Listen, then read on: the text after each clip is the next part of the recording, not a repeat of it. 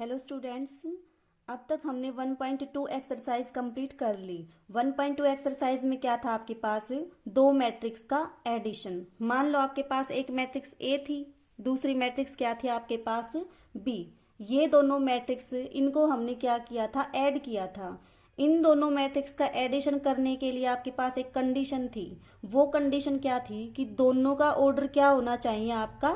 Same. अगर इनका order same नहीं है तो हम इनको ऐड नहीं कर सकते थे। आज हम क्या करेंगे? मैट्रिक्स का मल्टीप्लिकेशन। तो देखो, मैट्रिक्स का मल्टीप्लिकेशन कैसे करेंगे? जैसे एडिशन में कंडीशन थी वैसे ही आपकी क्या है? मैट्रिक्स के मल्टीप्लिकेशन में भी कंडीशन है। अब वो कंडीशंस क्या क्या हैं, मैट्रिक्स को मल्टीप्लाई करेंगे कैसे, वो सारी चीजें सीखते हैं। ठीक है, देखो हमने क्या मान लिया कि आपके पास एक मैट्रिक्स है ए, जिसका ऑर्डर कितना है आपका? आपका ऑर्डर मान लिया इसका m क्रॉस n।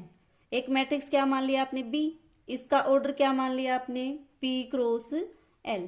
ठीक है, तो मैं सबसे पहले मैट्रिक्स की जो मल्टीप्लिकेशन की जो नोटेशन होगी वो क्या होगी? A dot b. ठीक है, इस तरह से आप क्या करोगे? इनको मल्टीप्लाई। इस फैक्टर को क्या बोलोगे आप? Pre factor.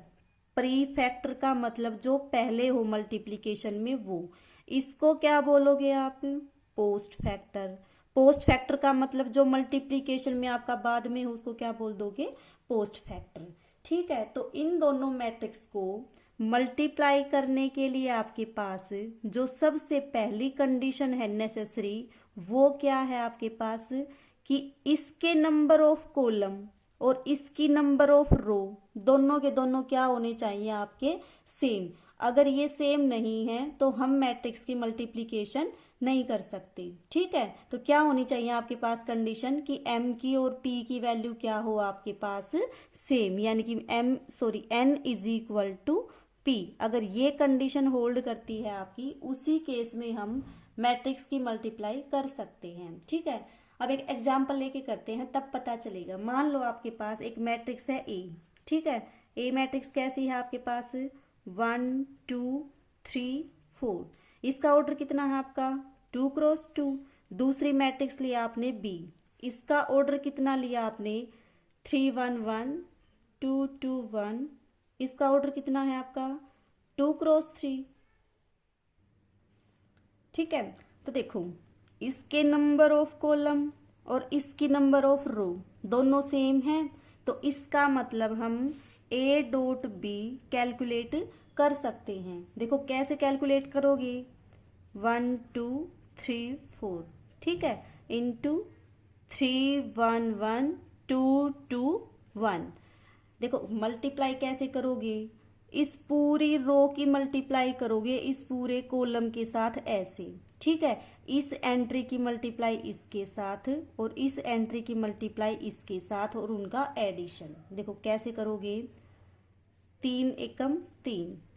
ठीक है, प्लस 2 इंटू 2। ठीक है, फिर क्या करोगे? इस फर्स्ट रो की मल्टीप्लाई सिमिलरली इसके सेकंड कॉलम के साथ, यानी कि 1 इंटू 1 और 2 इंटू 2 प्लस 2 इंटू 2। ठीक है, फिर क्या करोगे? इस पूरी रो की मल्टीप्लाई इस थर्ड कॉलम के साथ करोगे, वो आपका यहाँ पे आएगा। कितना आएगा? देखो 1 इंटू 1 प्लस 2 इंटू 1। ठीक है, अब देखो सिमिलरली ऐसे ही इस पूरी रो की मल्टीप्लाई करोगे इस पूरे कॉलम के साथ।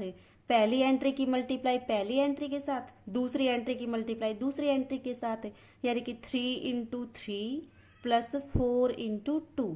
फिर क्या करोगे? इस रो की मल्टीप्लाई इस कॉलम के साथ, यानी कि 3 इंटू 1 प्लस 4 इंटू 2।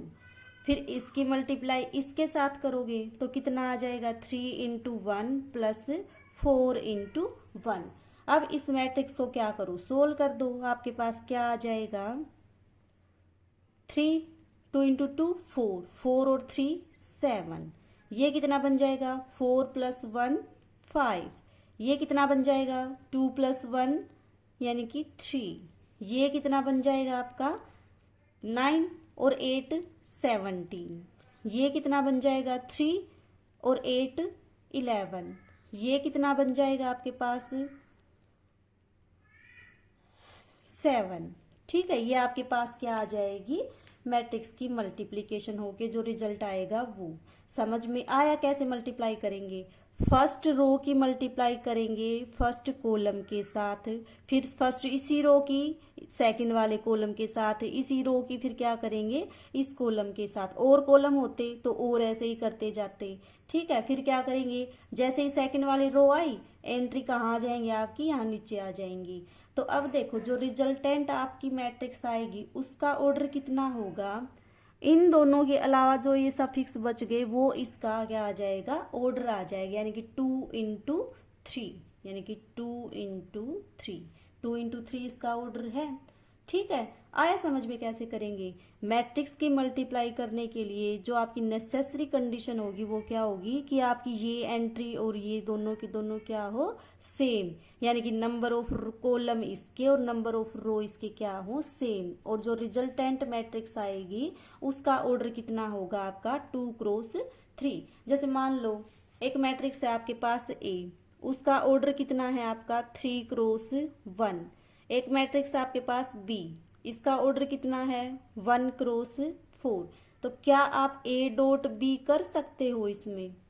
कर सकते हैं। देखो इसका नंबर ऑफ कॉलम और इसकी नंबर ऑफ रो क्या है आपकी, सेम, तो ए डॉट बी आप डिफाइन कर सकते हो।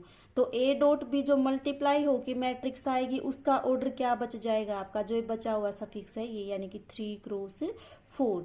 ट्राई करके देखना, एक ऐसी मैट्रिक्स लेना जिसका ऑर्डर कितना हो आपका 3 × 1, और एक ऐसी मैट्रिक्स लेना जिसका ऑर्डर कितना हो आपका 1 × 4, और दोनों की मल्टीप्लाई करके देखना आपके पास ये वाला ऑर्डर आएगा। अब देखो इसी एग्जाम्पल में ए डॉट बी तो हमने निकाल दिया, बी डॉट ए क्या आ जाएगा आपका, बताओ सोच के, क्या बी डॉट ए आप डिफाइन कर सकते हो? देखो क्या आएगा आपके पास, बी का ऑर्डर कितना है 2 × 3, ए का ऑर्डर कितना है आपके पास 2 × 2। तो सबसे पहले तो ये चेक करो ना कि मल्टीप्लाई हो भी सकती है इसकी या नहीं हो सकती। देखो नहीं हो सकती, इसके नंबर ऑफ कॉलम और इसकी नंबर ऑफ रो क्या है आपकी, सेम नहीं है, सेम नहीं है, तो हम बी डॉट ए नहीं निकाल सकते।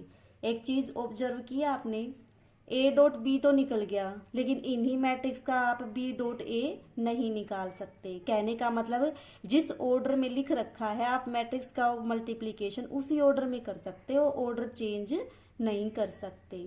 ठीक है, आया समझ में? वैसे तो मैथमेटिक्स में हो जाता है, चाहे 2 को 5 से मल्टीप्लाई करो या फिर क्या करो 5 को 2 से मल्टीप्लाई करो, ऑर्डर क्या आता है आपका, सेम। जैसे 5 × 2 10, 5 × 2 10। लेकिन मैट्रिक्स के केस में ऐसा नहीं होता, जो आगे होता है और पीछे होता है उसकी अपनी खुद की वैल्यू होती है।